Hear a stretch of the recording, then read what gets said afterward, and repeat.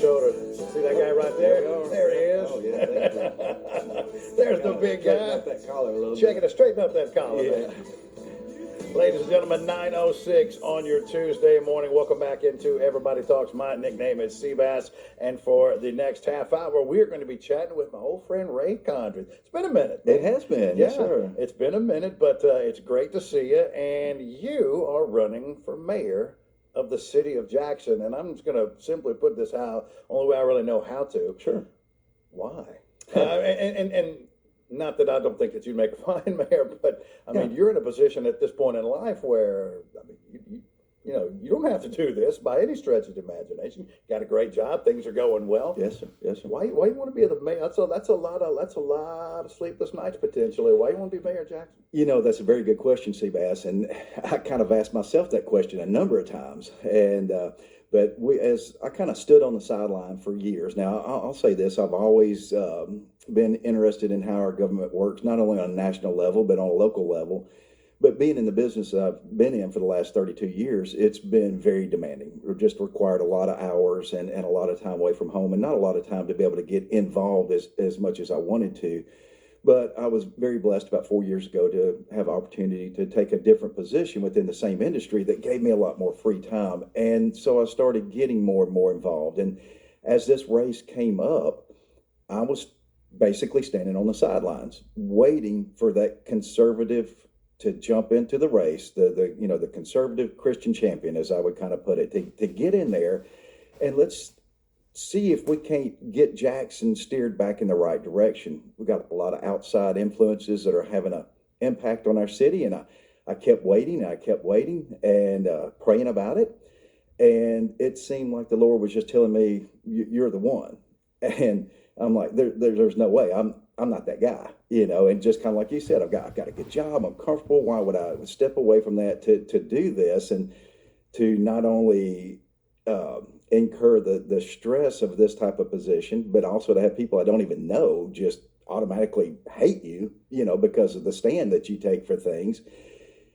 So it wouldn't happen in politics. No, yeah, not at all. And so I kind of argued with God about that, and I don't know if any of our listeners have ever done that, but it didn't win. No, he kept telling me you're the one, and so I did, and doing that, I just believe that we need someone that is going to bring dignity to the office, someone that will help to steer our city in a direction that's more family friendly, that's geared more toward the wholesomeness that that a lot of us grew up with. And again, we see a change in that, and we definitely just want to bring that back to the office. And I think with what we bring to the table, we'll be able to do exactly that. That's a message that particularly this audience would find pleasing, for sure. I don't think there's any question about that. If you have questions or comments, you can send them on over Man's Record Service text line. You can send the call over too as well, because this is not a debate. Right. This is what I'm telling all the mayoral candidates that come in.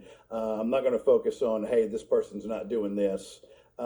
This is about you and what you plan to do. Okay. So in that vein, I'm curious, which platform is? What's the platform for Ray Condren for running for mayor? What are the things that you feel need to be addressed that you're going to attack? Well, our platform is based on three things: based on faith, based on family, and based on future. And when I say based on faith, and that's one of the things that I'll bring to the table is the values that I have. My moral compass is based on my faith in God, and in seeing that we'll use these principles to make the decisions that we need to make that will point Jackson in a direction that's more geared towards how our nation was originally founded, and our mottos, "In God We Trust," that we adopted back in the 50s. But that's based on us looking back at the foundation of this country, of the principles that have led us over all these years that we have seemed to steer away from.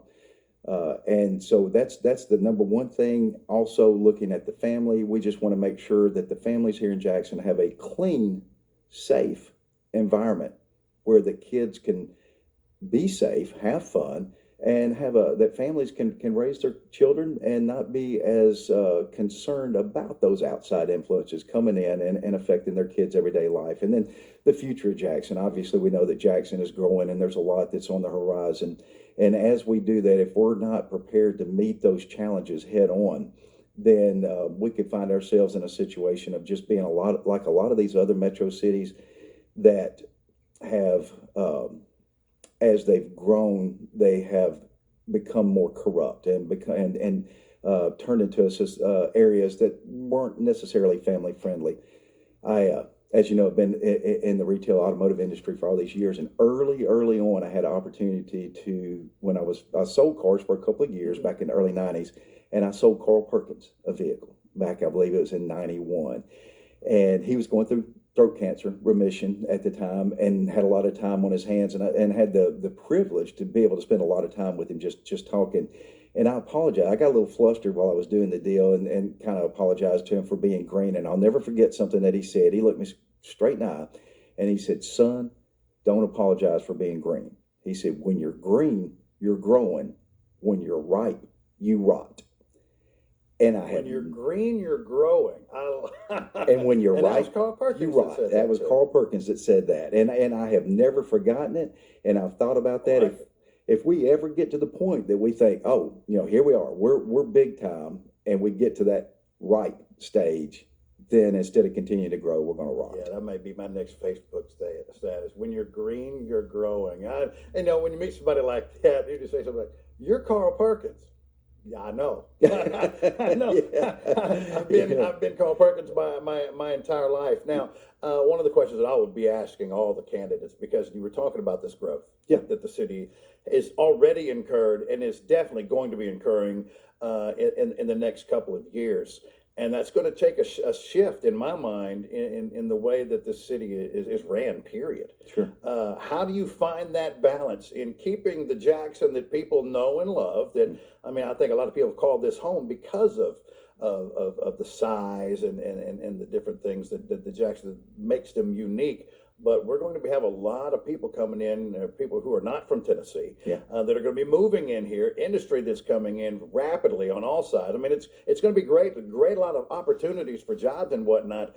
But how do you help keep its identity and grow with all these new people in and make that and harmonize between all the people who aren't here but will be and the people who have called this place home for decades?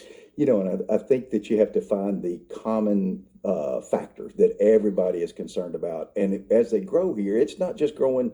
They're not just coming to Jackson for a job or for a career and opportunity. They're coming here. They're bringing their families as well. And so the most important thing that we can focus on that is not getting away from having a family-friendly environment. That's probably the most important thing, because if somebody is looking at making that career change, moving to a new place that they're not familiar with, uprooting their family, coming in here, then they want to know that it's going to be a place that is going to be safe for their kids. It's going to be clean. It's going to be wholesome. And they're not going to an environment that in the process of making a career change, they end up losing their family along the way. So that's the main thing that we're going to focus on, are the things that will stay true to our core and how we grew up in Jackson, and offer that to them as well. So try to maintain that small town, wholesome family environment, but let's embrace growth and let's grow as we do. We've got folks that have sent questions in on the Man's Record Service text line and folks on the phone lines. Let's snag a few calls. Absolutely. Good morning. Let me punch this up. Good morning. You're on with Ray Condrey. Hey, Bass, I got a question for Mr. Condrey. Here he is. All right, Mr. Condrey, I live out south, and so for the past 70 years, South Jackson has been ignored, in my opinion. Mm-hmm. We need some major infrastructure updates. We need sidewalks on Chester Levee Road, Hartsbridge Road, especially at Southside High School. We need sidewalks in the Bemis area, and updated sidewalks there too. So what I want to know is, what's your plan and your plan of action to work on getting those infrastructure needs that we need for South Jackson? Because as you know, we've got the South Bypass coming in that supposedly TDOT has now put on hold that our current mayor sent a letter to. But I think that's going to be beneficial for South Jackson as far as getting some things updated. But I just want to hear what you have to say as far as getting the needs that South Jackson needs. And I'll hang up and listen. Thanks. Yes, sir. Well, let me first of all say I grew up in South Jackson, and I went to Southside Junior High, went to Southside High School. By the way, congratulations, Lady Hawks. Man, that's fantastic. They have really not only made Southside proud, but made all of Jackson proud. And Southside has been neglected. I've been out there. I've been talking to a lot of folks out south. We've had a lot of people that have given us the opportunity to put up signs, big and small, out south, and they all have the same concerns. They feel like that the south side of Jackson has been neglected. My understanding is that there have been promises of a lot of infrastructure that just haven't followed through with. And so what we want to do is look at that and because growth means growth for all of us, not just for one part of the city. So whether it be south side, whether it be, east, west, north, whatever, but we definitely want to make sure that we meet the needs of everybody. And as the mayor, and we kind of, Seabass and I started on this conversation. I didn't finish this part up. I've had people ask me, why do you want to get into politics? Why do you want to be a politician? And I don't want to be a politician. I've never been involved in politics as far as an elected position. I want to be a public servant. And so what I want to do is hear from people just like you, with your concerns, just like what you're talking about, and address those things with the city council, with our city government, and bring it to the forefront. Because if we don't, and they get ignored, then those are just empty promises. So we will put together a plan to follow through with the promises that have already been made for South Jackson. And, it's just like, for example, I think of the school in Bemis, what we used to call J.B. Young. And now that they've changed that, and you look, there are no sidewalks, kids walking on the edge of the road. Safety is one of our primary concerns. Those are things that we're going to be addressing just as soon as we get in office. Multiple questions coming in from the Man's Record Service text line. That's 277-5155. This one comes in. They want to know simply, how are you qualified for this? That's a very good question. I've been asked that a lot, because they think a lot of people feel like, well, you've got to be in politics, you have to be in a city office or something before you can do this. But what I bring to the table is just the leadership skills of having spent years under good management, and also having the opportunity over the years to be in upper management and manage other people. I believe that to be successful, you surround yourself with people that are smarter than you are. I've talked to a lot of city employees. We've got a lot of really good, really smart city employees, and we need to give them the resources and the opportunities to take what they know and how their experience that they've had in city government and apply it for the benefit of all the people, not just for a select few. So that's what we bring to the table, is leadership skills, management skills, and also knowing how to work with people to accomplish things and make it happen. By the way, I've been trying hard to get that happen at the radio station as well. Hasn't happened yet. I've got too many friends here. I'm not gonna. Just kidding, dog. No, I don't mean that, for sure. This says, I have a friend which I trust very much that used to work with Mr. Condrey at Keys. Oh, wow. And would vote for him if he lived in Jackson, so I will be looking at him closely. I mean, I know you're in the automotive industry, so I don't know what Keys is. Well, that's going in the way back machine right there, back to the early 80s. You remember Keys Color TV over on Campbell, where Havner Spring Shop used to be, there across at the corner of Campbell and Highland. That's why my back hurts me today. I delivered TVs when I was a young man, and those TVs were about the size of this desk and probably weighed twice as much. But it was an interesting opportunity to meet a lot of people in Jackson early on. And this text comes in and says, the quote that Carl Perkins used was an original quote of Ray Kroc, the founder of McDonald's. How about that? Is where that came in. Here's somebody sending a picture of your sign going down the road. There it is, okay. Ray Condrey for mayor. This comes in and it says, well, you know what, you knew some of these questions were coming, but that's part of, hey, that's part of, you know, you got to get the tough questions to come along with it if you're going to run for this job. My question to Mr. Condrey is, where does he stand when it comes to gay people having the right to have a drag show at a private venue, and yet local government getting involved on what they can or cannot do in a private event? I'm conservative, yet I feel Chris Todd and others overstepped last year and this year with the new laws. I personally feel like for someone to do that to others, to be mindful that the others could do the same to you. Sure, and that's a very good point. And let me first of all say this, and I'll go back to my Christian principles. And one of the things that we're instructed to do is to love God and love others. You know, regardless of what somebody's political stance is, regardless of whatever their sexual preference is, or any of their personal preferences, that's not going to change my love for people. So let me just make sure that that's perfectly clear, that what you do and what you decide to do in your own personal life, you have a constitutional right to do that. And so I'm going to definitely protect that and respect that. Now, as far as the laws of the city, as far as the laws of the state, you know, our state legislatures passed a law on that said that the drag shows can only be in a indoor venue, 18 and older only. And that's the law of the state. So it's really, it's been resolved. My personal preferences on that don't necessarily come into play as far as running for mayor. What I'm going to do as a mayor is uphold law and order and make sure that the law is applicable for all the people, not just a certain few. Several texts have come in, but the phone lines are full. So you ready to snag a few more calls Absolutely. here? All right, now Ray has till about what, 9:30ish? Yes, sir. Somewhere in that area. He's got a meeting coming up, so we'll have to make this quick. Let's go right here. Good morning and welcome in. You're on with Ray Condrey. Good morning, Ray. First of all, appreciate you taking the bull by the horn and decided to run for mayor. Many people are very excited about that, as you're probably aware. One of the things that is, I have heard over and over and experienced over and over, gentlemen that called before regarding the sidewalks, so on and so forth. I know that this is not a route that 101.5 probably wanted to go, but it has been nothing but broken promises on our city roads. They are horrendous. What do you have in place to finally try to restore the road system here to where that it doesn't jar your eye teeth out when you're trying to drive down the street? You know, and that seems to be a reoccurring question. It's probably between the trash and between the roads. Those two are probably the top two, next to crime being the number one thing.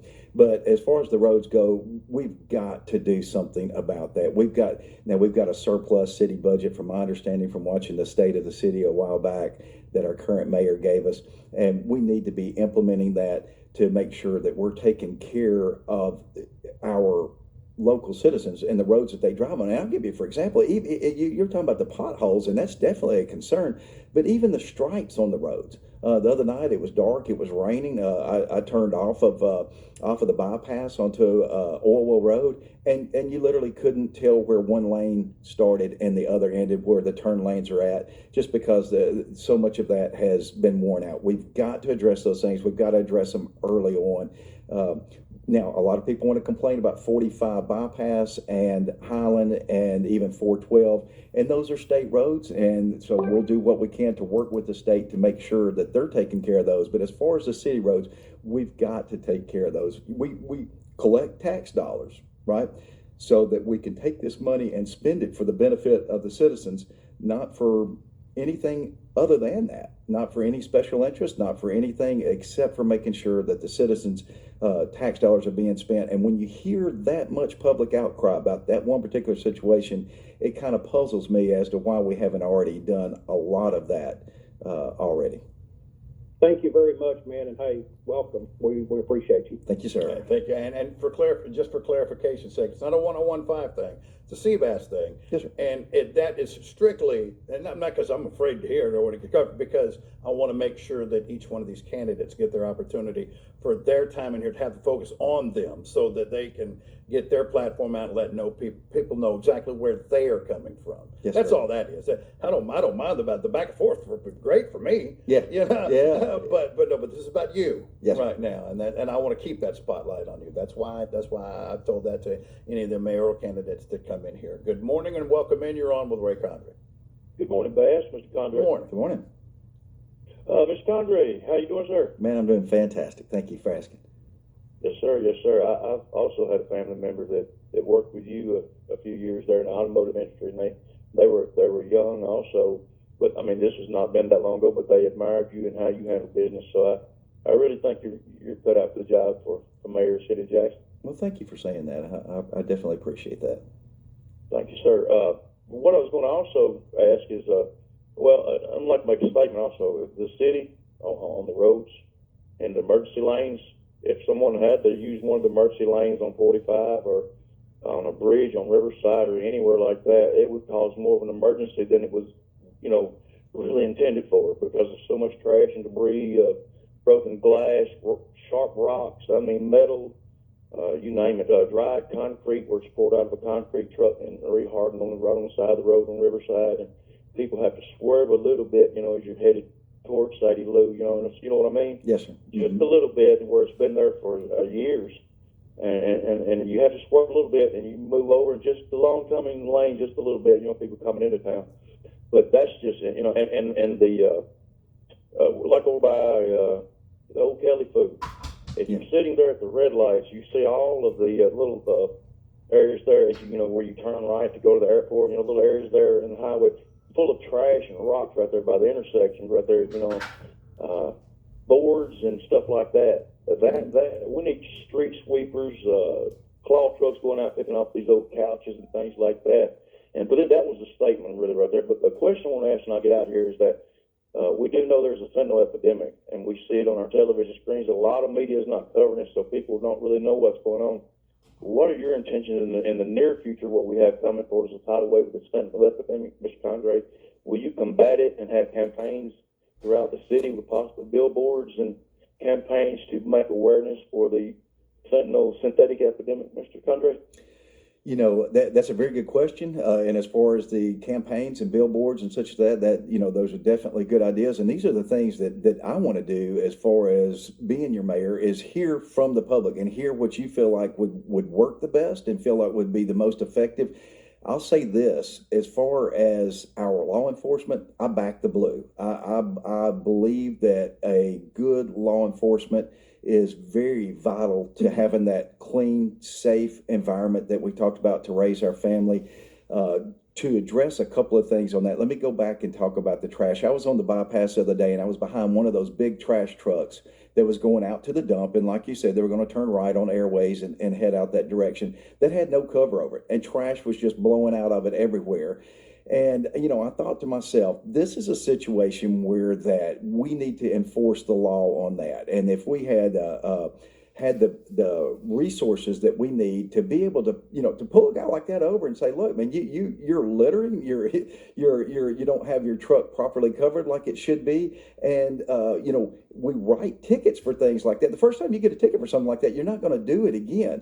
But just be absolutely frank with you, I haven't seen that. Maybe some of y'all have, as far as having people pulled over for that type of thing. But the main way to stop having so much trash and litter is not going out so much and picking it up, but let's prevent it from happening. And then and you're absolutely right, the opioid pandemic, the scourge of fentanyl on our not just our country as a whole, but even our city, we've got to address that. I was very fortunate to be in a meeting yesterday, and I heard our 26th District Attorney General talking about that, how that they're going to work on getting more programs in place to address this, because it's coming over. And it's not, as somebody once said, every state now is a border state. It's not just Texas and Arizona, but it's flooding in through that southern border. It's coming into, and Jackson, Tennessee is not immune from that. We've got to address it. The users need help, and the dealers need to go to jail. And so we're going to enforce our law enforcement. We're going to abide by law and order, and we're going to make sure that we address those things and take care of the ones that are dealing it and help the ones that need help. Hey, Austin, thank you for the phone call. It's just about time for Rick Condor. So I got several questions here on the text line. Want to fire through them real quick? Okay. And then we'll get you on out.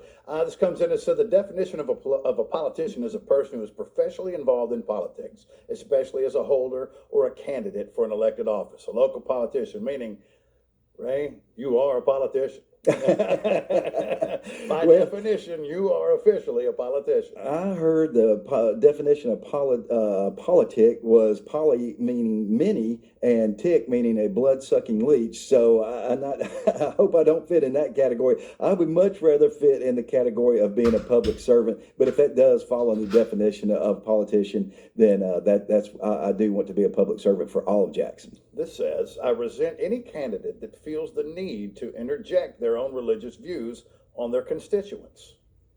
Okay, and I respect your opinion. Okay, this comes in, it says, I'm a citizen of Jackson for 64 years. The city has a litter problem. There is more litter and garbage on our streets than ever in its history. What would be your plan of action to clean up our fair town? That's a very good question. As we addressed a while ago, one of the things we'll do is stop as much of it from happening as possible by enforcing the laws that we've already got on the books about littering. And then also to see, now let me ask this question. I remember for years seeing the city court van with people doing community service out picking up trash on the side of the road. Maybe I just haven't seen it. Maybe some of y'all have, but I haven't seen a whole lot of that as of late. But that's definitely the best opportunity. The best way to address that is by using resources such as community service, also with volunteers. And that's one of the things that we're going to be doing here in just a couple of weeks is we're putting together a volunteer team to help get out and to help clean up the city as well. We'll have that information on our website. If people want to volunteer and help out on that, then we'll take all the help that we can get. All right, just a few more. South Jackson is getting a new city councilman for District 1. Do you have a plan to work with Mr. Stovall to help District 1? South Jackson needs help. Absolutely. And JP Stovall is a fantastic man. I've gotten to know him pretty well over the past few months and look forward to working with him and all of those on the city council, again, that we can address the needs of South Jackson that just seems like it's been forgotten about. Here's an interesting one. Does the gentleman running for mayor believe that the 2020 presidential election was stolen or rigged? I'll let you come to your own conclusions on that. You don't want to answer that one? Oh, I don't mind. I don't mind answering it all. But look at what's going on. Look at what's coming out now, and then come to your own conclusions. And that's a very interesting conversation, and it takes a whole lot longer than what we've got to talk about it now. By the way, what's interesting, it's like whenever I have the mayor in here or the candidates, the infrastructure of the city is always paramount. Yes, more than policy, things like that, and it's issues like transportation and trash and things like that always seem to find that. I mean, it's clear what's on the minds of the people. They make it known every time. Absolutely. Large pothole northbound at Eastchester and the bypass. It's bad. And this one says, Ray has my vote. Thank you. This says, good to hear your guest sharing his vision for the city of Jackson. And just a couple more. I'd like to see the city address these slumlords, rental property owners that clean out tenants' homes or apartments and leaves it out for the city to haul off. I believe they should be responsible for hauling their own trash. That's a good point. And I see a lot of that. It's very unsightly. And it definitely, if you're a business owner and as far as being having rental properties, I'm sure you've got the resources to be able to take care of that as well. And that's something that should be at their own expense, not at the expense of the taxpayers. And lastly, I've had two that have come in. One said they saw, in regards to the cleanup, trash pickup by vendors is still happening. I saw it Saturday. And this one says, I saw them picking up trash a couple of weeks ago out by the college out of Jackson State. Good. In regards to that trash pickup. Fantastic. Good to know. And one more. Apparently, the secret sauce is being successful in politics is keeping the roads in good shape. Welcome to the race, Mr. Condrey. Interesting. Thank you. And this one just says, Ray has my entire family's vote.